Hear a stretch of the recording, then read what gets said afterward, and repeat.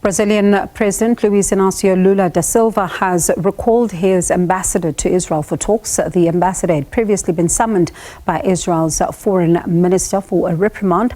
This following comments by Lula likening the war in Gaza to the Nazi genocide during World War II. And Israeli Foreign Minister Israel Katz earlier said President Lula is not welcome in the country until he takes back his comments. Now, let's get more details as we speak to our international news editor, Sophie Mokoena. Thank you so much for your time. Let's just start with the significance of these developments.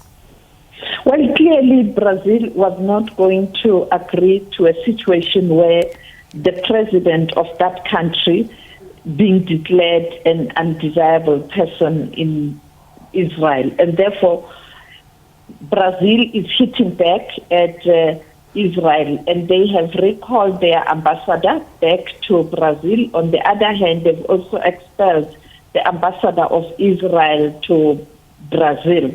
And therefore, now these diplomatic channels are now very tense, and we expect more actions in terms of both countries as they continue to demonstrate the will to ensure that their positions are firm. We know that Israel has pointed out that it will not allow this kind of characterization of Israel, in particular equating what's happening in Gaza to what happened when Hitler killed many Jews, and therefore Israel is having none of that. On the other hand, when he was addressing the African Union Summit in Addis Ababa this weekend, the president of Brazil said what's happening in Gaza, in Palestine, it's similar to what happened during the World War I, and therefore challenging the international community to do something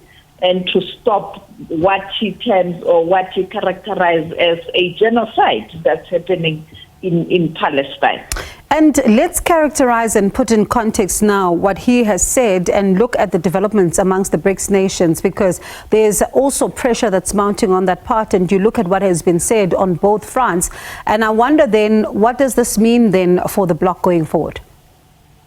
Well, clearly in terms of the bloc, you know that member countries of BRICS, they do support Palestine. I can't see any deviation from there. You know that most of those countries have also issued statements that what is happening in Palestine, in Gaza, it is a genocide. A country like South Africa said a similar statement. We know that the president of Russia, Vladimir Putin, has invited Hamas leadership to come to Moscow, where he is going to engage with them. Therefore, in relation to the developing South in general, and also particularly the BRICS nations, I don't see any problem. Perhaps within the G20, as you know that Brazil will be hosting the G20 summit this year.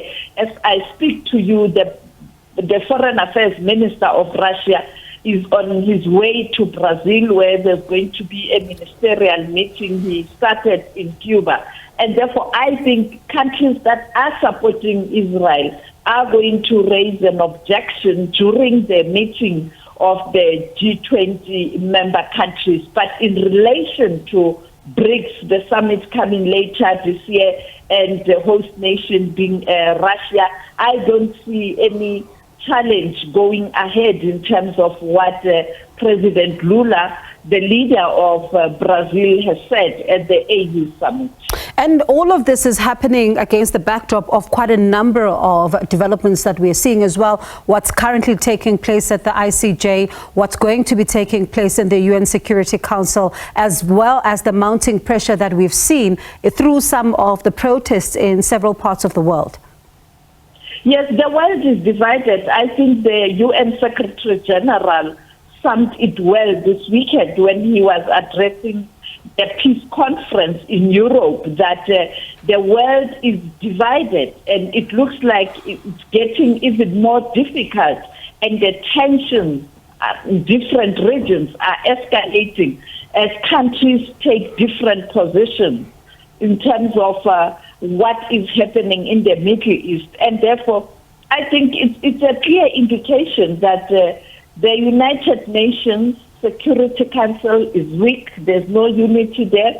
Even the General Assembly, much as it's much better in terms of when there's a vote, but the reality is that the world is divided. All right, thank you very much for that update there. That is our SABC News International editor, Sophie Mokoena. You can expect that there will be lots of developments on this particular move by Brazil.